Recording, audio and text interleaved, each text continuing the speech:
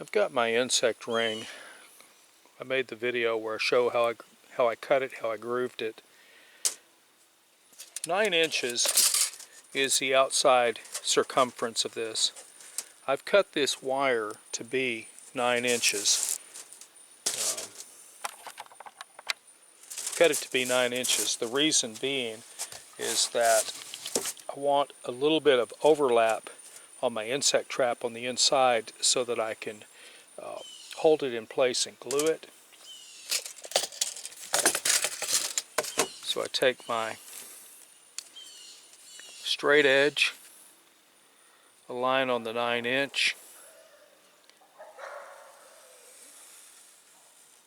and pop this little sucker. When you first start cutting this wire, now this is number 80. If you're going to do a well screen, which is what I'm doing, you really need a 200. I didn't know that until I'd already bought this. This stuff is expensive. It's stainless. Anyway, when you first start to cut this stuff, it's actually somewhat difficult, and you got to make some slow cuts at first until you get it going. And once you get it going, then you can get your scissor on top of the wire and you can actually cut reasonably quick. It's not a race or anything like that. And as you can see, the wire is uncooperative. Put some curl in it so that it will stay out of the way. We will finish cutting it.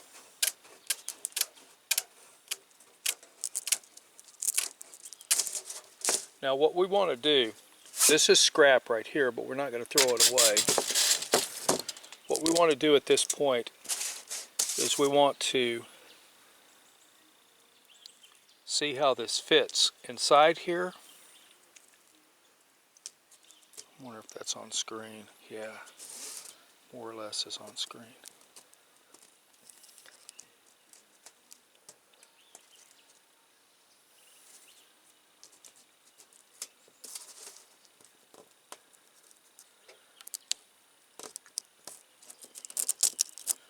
What I'll do in just a minute is curl this up a little better than what I've done, because I'm just kind of sizing it for the moment. And as you can see, as it comes back around, it overlaps by about ½ an inch or so, which is completely acceptable. And now it's completely inside the trap. So there's the size of my trap right there. I'll come back, I'll put a UV glue into this, I'll hit it with a UV light, and once I've done that, then I will figure out what size I need here, which is going to probably be about a 3-inch trap. I'll cut this to 3 inches. I'll glue this, I'll glue the other one up on top of it, and then we'll go from there. So let's go ahead and cut this to 3 inches, and you've seen what I'm doing here as far as sizing. I've got good overlap, a good full inch, which means I got more than enough. And I mean, everything looks really great. So the millimeters on this, inside to inside, are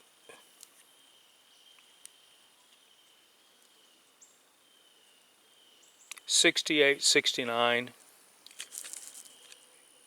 Just kind of eyeballing it. 68, 69.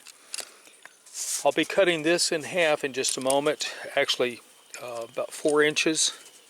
I'll make 2 of these because I'm making 2 traps, and I'll show you that as I get that far. What I've done is I've put this in here. I'm getting ready to put the UV epoxy a couple of places in here. I'm going to have trouble filming that, but there's other videos where you can watch people use UV cement. you put the stuff in, you hit it with UV light, and then life goes on.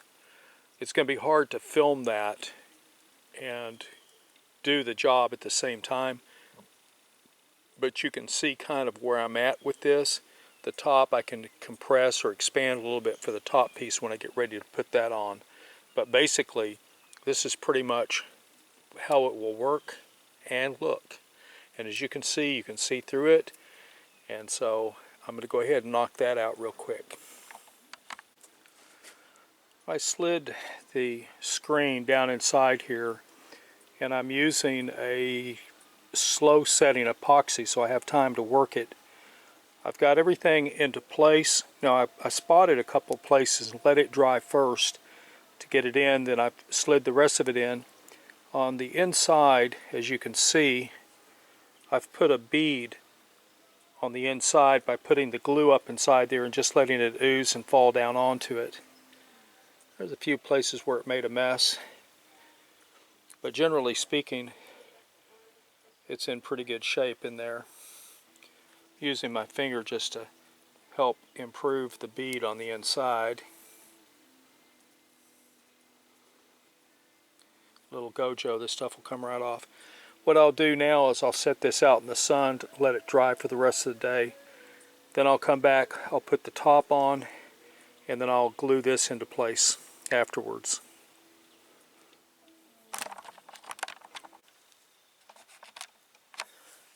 The trap has set up for over 24 hours, and I've glued the inside and the out.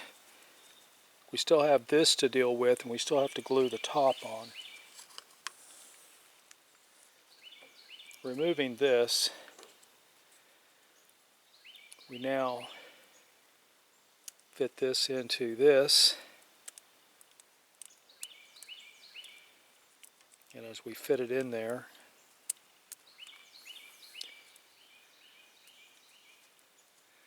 we have to expand this out just a little bit. Oh, we have a bent section right there. May have to go get a pair of pliers and bend that in so it will fit. So we have,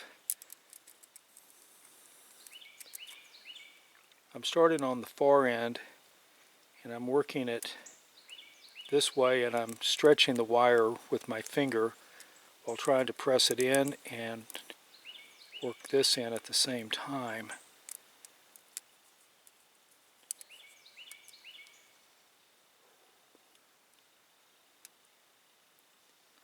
I am not certain if we have this in on this far side or not. I'm going to check on that by feel. Okay, everything is in where it should be. The next thing to do is to glue down the outside of it.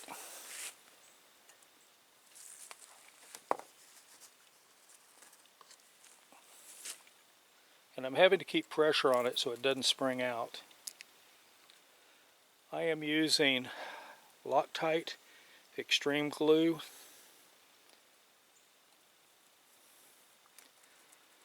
This takes 24 hours to cure, so this will have to have weight put on top of it until it thoroughly cures.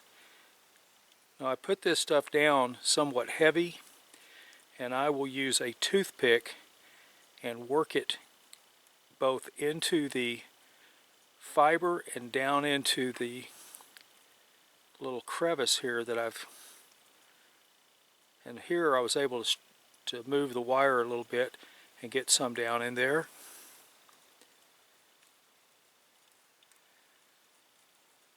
And here I've got a big open place where I can get some down in there real good.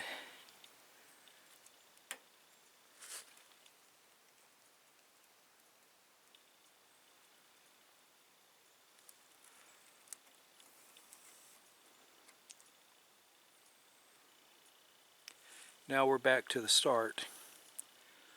So keeping pressure on this, I'll put the lid back on. I'll go find something super heavy to put on top of this, and I'll let it just sit here in the sun while it dries. we'll come back to all of this in just a moment, as soon as this is dry. Here is the final project. All we need to do now, yikers, all we need to do now is glue this down right here, which is easy to do, and then glue the top to the lid and set the bottom up to hold the insects inside, and we'll be completed.